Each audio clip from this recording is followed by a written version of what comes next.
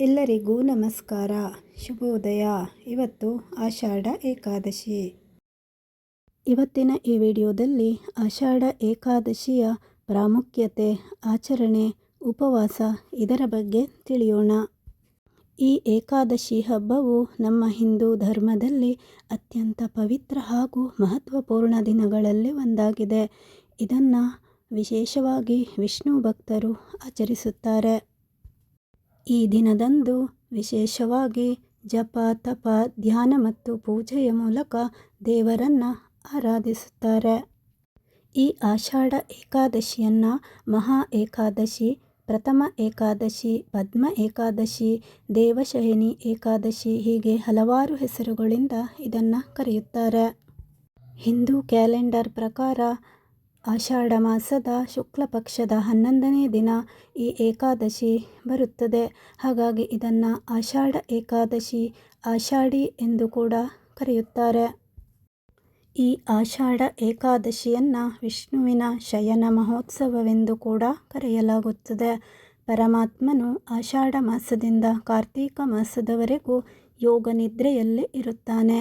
ಈ 4 ತಿಂಗಳ ಅವಧಿಯಲ್ಲಿ ಬರುವ ಮೊದಲ ಏಕಾದಶಿ ಇದಾಗಿದ್ದರಿಂದ ಜಪ, ತಪ, ಅನುಷ್ಠಾನಗಳಿಗೆ ಪ್ರಾಮುಖ್ಯತೆಯನ್ನು ಕೊಟ್ಟು ಜನ ಇದನ್ನು ಭಕ್ತಿಯಿಂದ ಆಚರಿಸುತ್ತಾರೆ.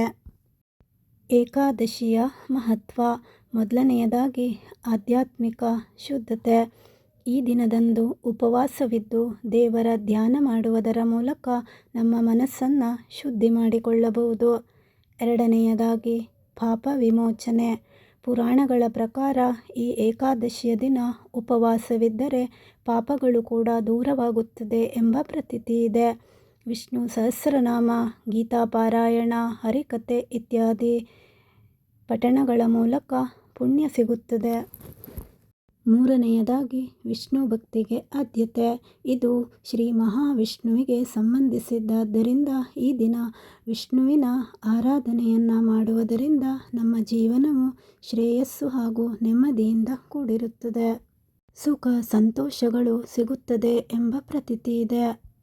ನಾಲ್ಕನೆಯದಾಗಿ ದೈಹಿಕ ಮತ್ತು ಮಾನಸಿಕ ಆರೋಗ್ಯ. ಉಪವಾಸ ಮಾಡುವುದರಿಂದ ನಮ್ಮ ದೇಹಕ್ಕೂ ಕೂಡ ತುಂಬ ಉಪಯೋಗವಾಗುತ್ತದೆ. ಜೀರ್ಣಕ್ರಿಯೆಗೆ ವಿಶ್ರಾಂತಿ ಕೂಡ ದೊರೆಯುತ್ತದೆ ಮತ್ತು ನಾವು ಮಾನಸಿಕವಾಗಿಯೂ ಕೂಡ ಆರೋಗ್ಯವಾಗಿ ಇರಬಹುದು.